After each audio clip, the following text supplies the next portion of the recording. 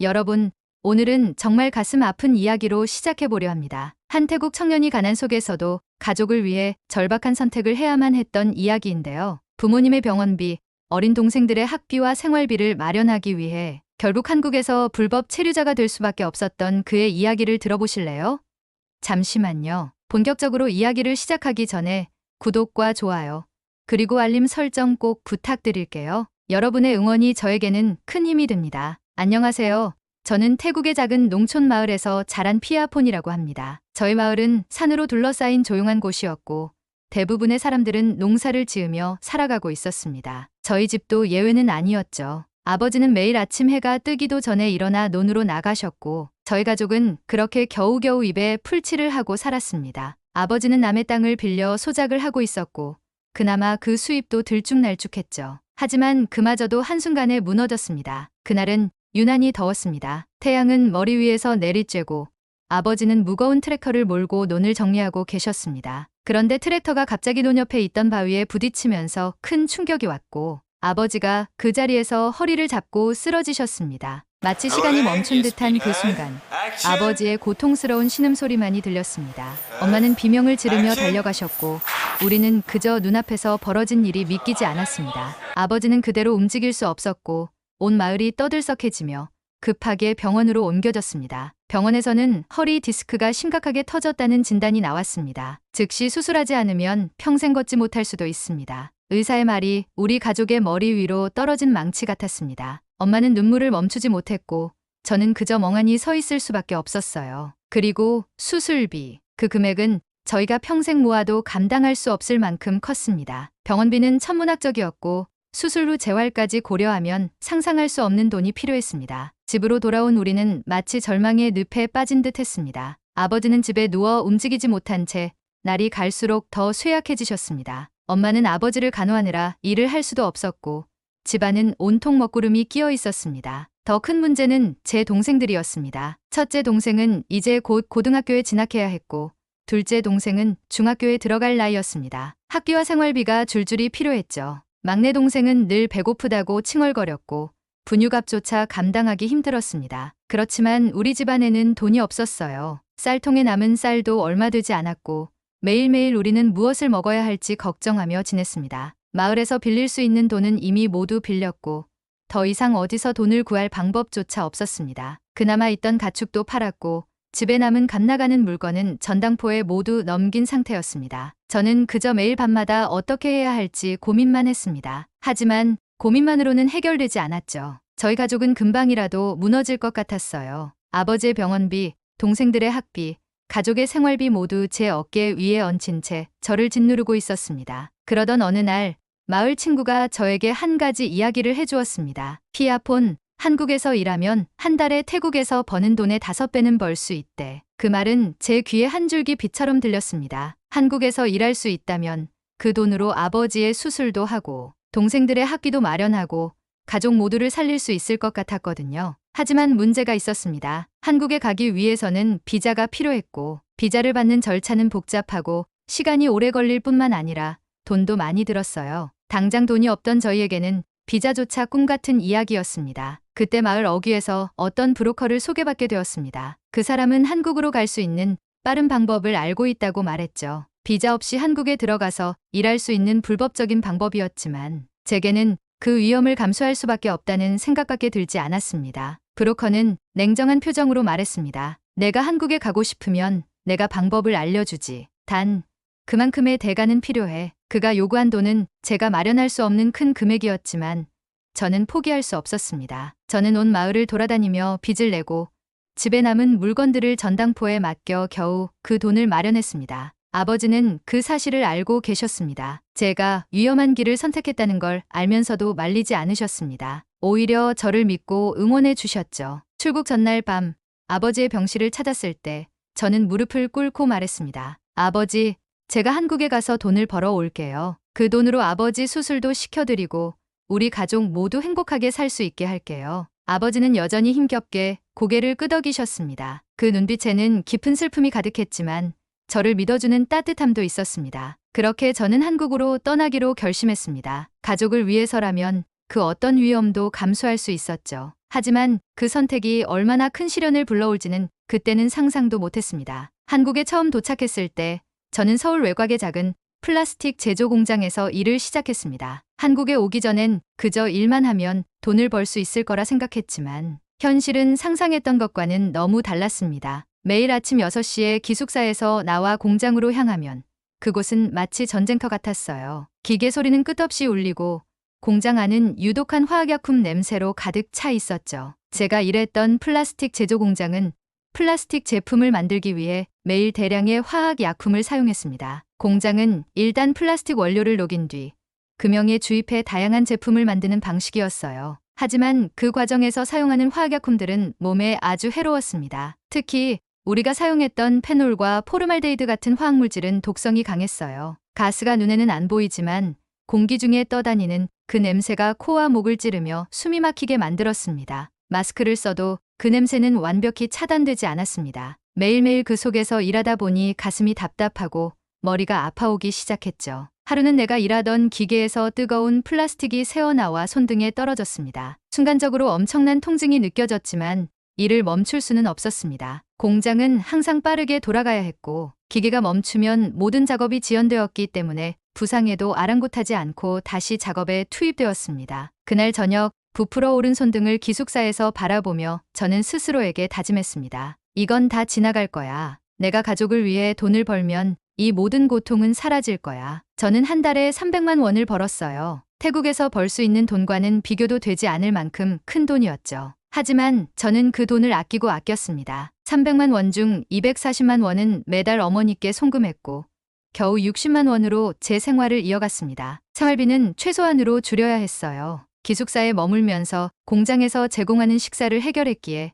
돈을 아낄 수 있었죠. 옷이나 다른 물건은 사치였고 필요한 것만 최소한으로 구입했습니다. 고향에 있는 아버지의 병원비와 동생들의 학비를 생각하면 제 생활비는 늘 60만 원을 넘을 수 없었습니다. 공장에서 일하는 것은 몸을 갉아먹는 일이었어요. 기계 소리에 귀는 멍멍하고 독한 화학약품으로 눈은 시리고 목은 타들어가는 것 같았어요. 플라스틱 원료를 녹이는 고온의 기계 앞에서 일하다 보면 땀은 비 오듯 쏟아졌습니다. 손은 자주 화상에 노출되었고 가끔씩 독한 화학약품에 살같이 닿을 때면 피부가 화끈거렸습니다. 저는 매일 밤마다 온몸이 부서질 것 같은 고통 속에 잠이 들었습니다. 하지만 그 고통을 참아야만 했습니다. 아버지가 고향에서 병상에 누워 고통받고 계신다는 생각만으로 저는 모든 고통을 견딜 수 있었으니까요. 그렇게 고된 일상을 버티며 살던 어느 날 엄청난 일이 벌어졌습니다. 한낮에 기계를 돌리고 있던 중 갑자기 공장 외부에서 사이렌 소리가 요란하게 울리기 시작했어요. 그 소리가 들리는 순간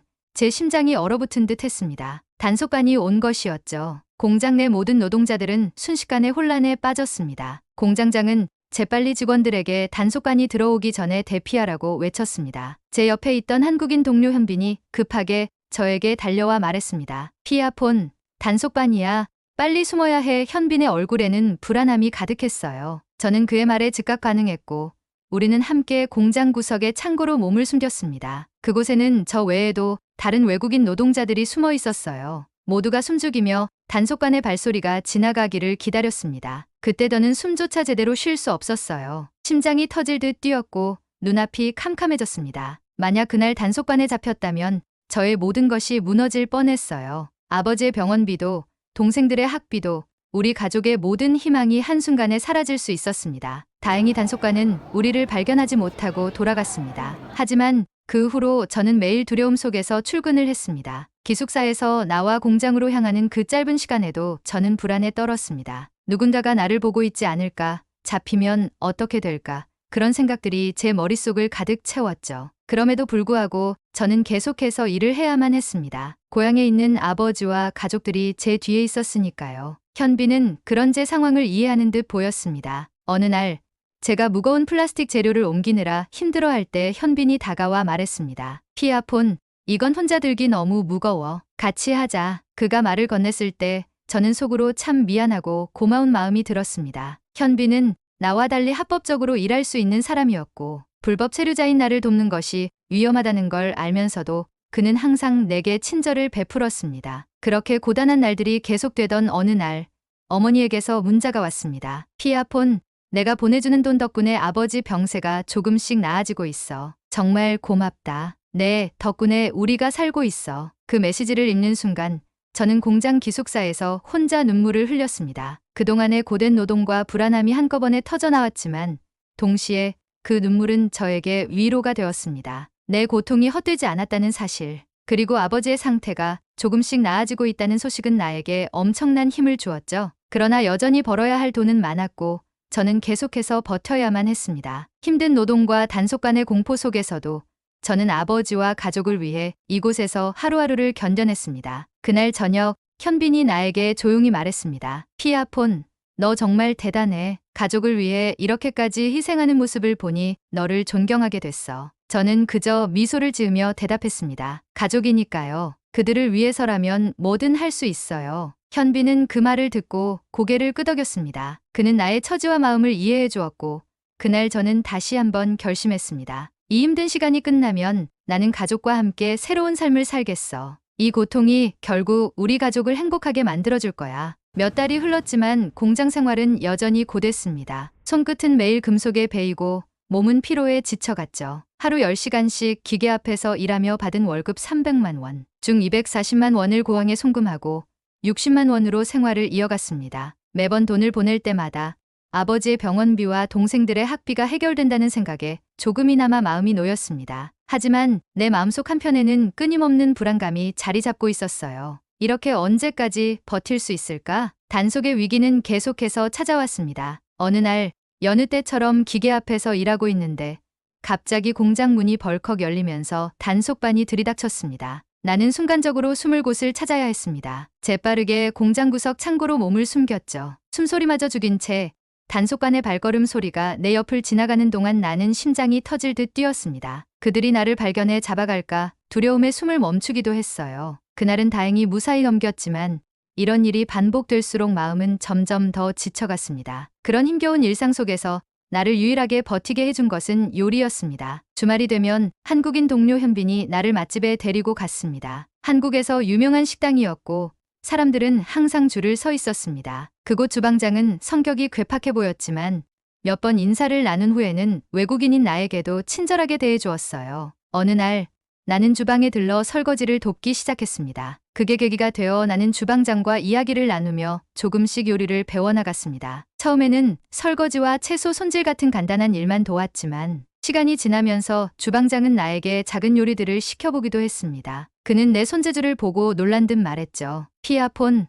너 요리에 소질 있구나. 손이 참 빠르고 깔끔하네. 그 말에 나는 얼굴이 붉어졌지만 속으로는 너무나 기뻤습니다. 한국에 와서 처음으로 나에게 맞는 무언가를 찾았다는 느낌이었거든요. 주말마다 식당에 들러 요리를 배우는 시간은 나에게 유일한 탈출구이자 기쁨이었습니다. 하지만 나는 요리에 대한 꿈을 마음속 깊이 간직하면서도 한계에 부딪혔습니다. 불법 체류자 신분이었기에 학원에 가서 정식으로 요리를 배우거나 자격증을 딸 수는 없었거든요. 그 대신 나는 매일 밤 공장에서 돌아와 피곤한 몸을 이끌고 유튜브를 켰습니다. 한국에서 유명한 요리사 백종원의 영상을 보면서 혼자서 요리를 연습하기 시작했습니다. 재료는 비싼 것들을 살 수 없었지만 기숙사에서 간단히 만들 수 있는 요리를 따라하며 조금씩 기술을 익혔습니다. 내가 가장 좋아했던 건 김치찌개와 불고기를 만드는 법이었어요. 한국인들이 김치찌개에 넣는 다양한 재료들을 다루는 방식이나 불고기의 양념 배합이 흥미로웠죠. 영상을 보고 따라할 때마다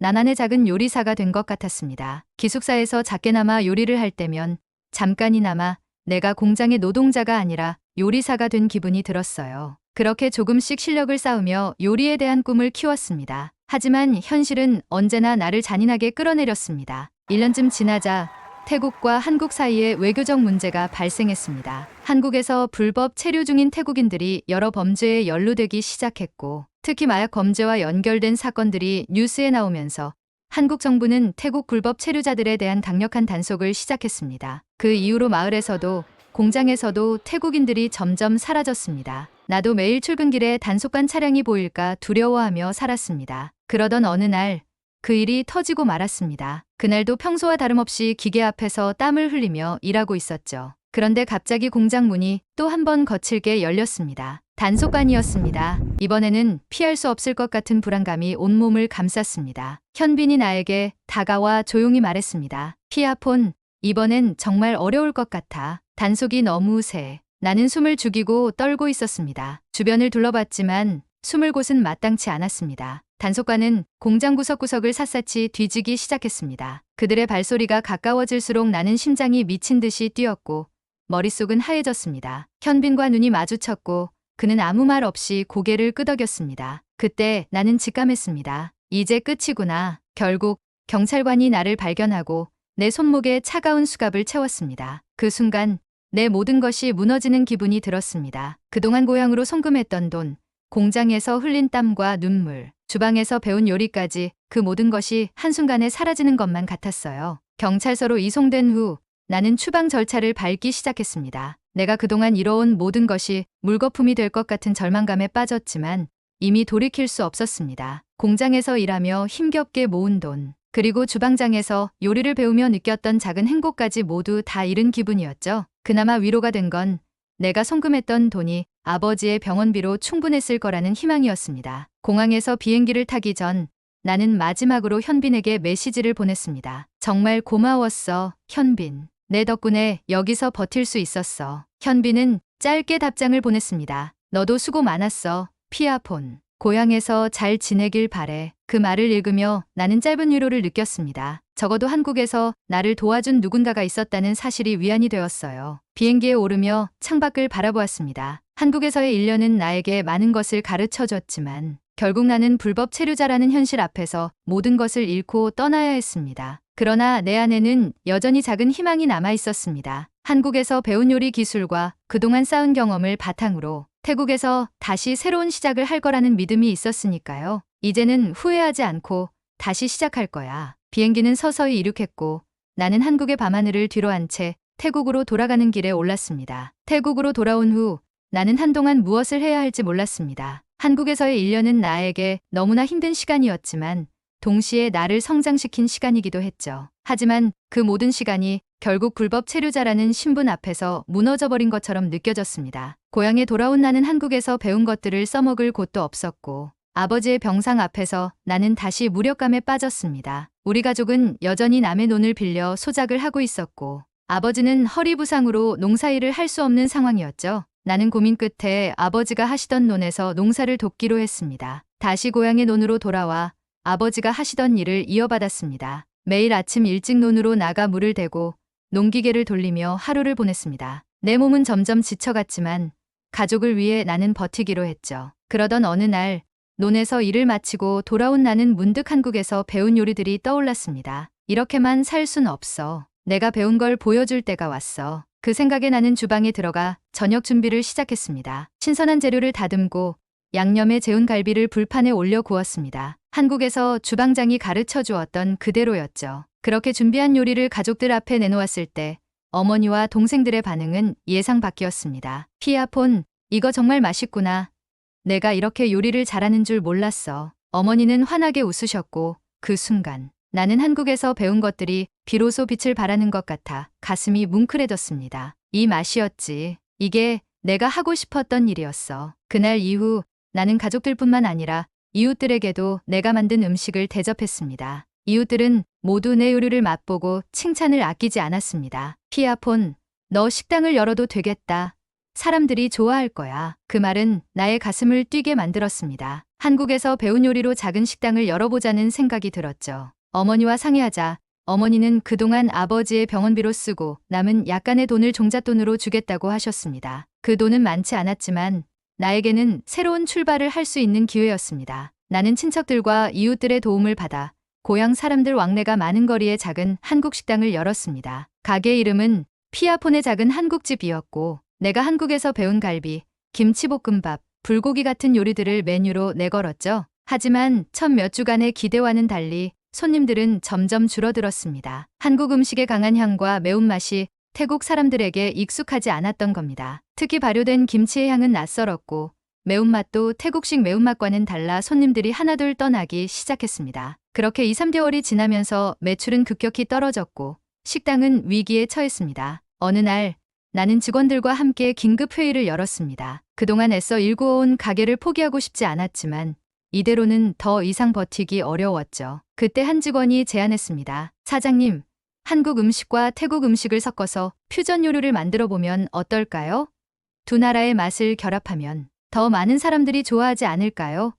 그 말에 나는 머릿속이 번쩍였습니다. 퓨전 요리, 한국과 태국의 맛을 결합해보자는 아이디어가 떠오른 것이었죠. 곧바로 실행에 옮기기로 했습니다. 며칠 동안 나는 주방에 틀어박혀 요리 연구에 매진했습니다. 한국에서 배운 요리들에 태국의 신선한 재료와 매콤한 향신료들을 섞어보았습니다. 그렇게 탄생한 메뉴는 갈비 팟타이, 김치, 그린커리 볶음밥, 그리고 나의 자신작 불고기 똠양쌀국수였습니다. 불고기의 달콤함과 똠양 국물의 매콤한 맛이 어우러진 이 요리는 내가 가장 자신 있는 퓨전 요리였죠. 우리는 대대적인 홍보를 시작했습니다. 가게 앞에 큰 현수막을 걸고 SNS에도 새로운 메뉴 출시 소식을 알렸습니다. 또한 손님들을 위한 시식 행사를 열어 음식을 직접 맛볼 기회를 제공했습니다. 처음 며칠은 반응이 미지근했지만 시간이 지나면서 손님들의 입소문을 타기 시작했습니다. 특히 불고기 똠양쌀국수는 손님들의 입맛을 단번에 사로잡았습니다. 불고기의 달콤한 맛과 똠양쌀국수의 매콤한 국물이 조화를 이루며 사람들을 놀라게 했죠. 이거 정말 대단하네요.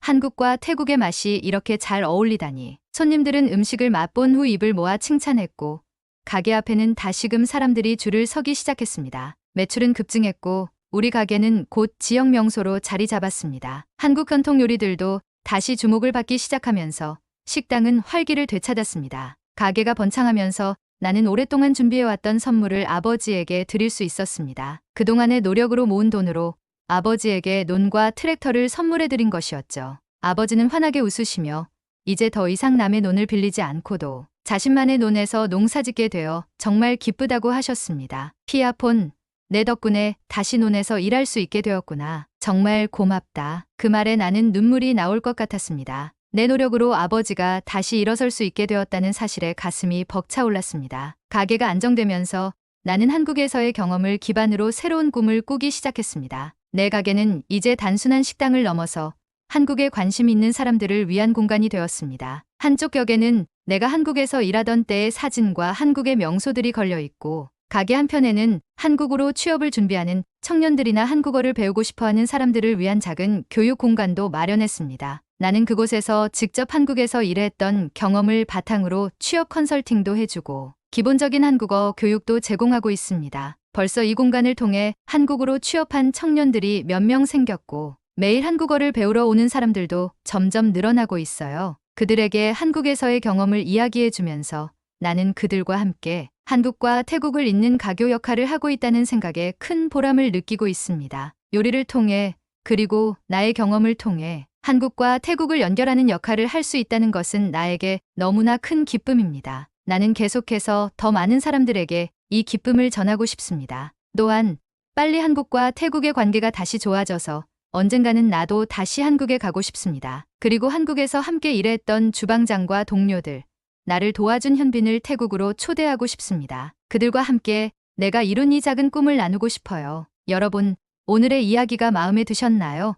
지금 나는 작은 식당을 운영하며 한국에서 배운 것들을 태국에서 사람들과 나누고 있습니다. 한국과 태국을 이어주는 작은 가교가 되고 싶다는 꿈도 이루어가고 있죠. 앞으로도 더 많은 사람들에게 한국과 태국의 문화를 알리고 두 나라를 연결하는 다리가 될 수 있도록 노력할 것입니다. 오늘 제 얘기는 여기까지입니다. 구독과 좋아요, 그리고 알림 설정 부탁드립니다. 다음에도 더욱 감동적인 이야기로 여러분을 찾아뵐 것을 약속드립니다. 시청해주셔서 감사합니다.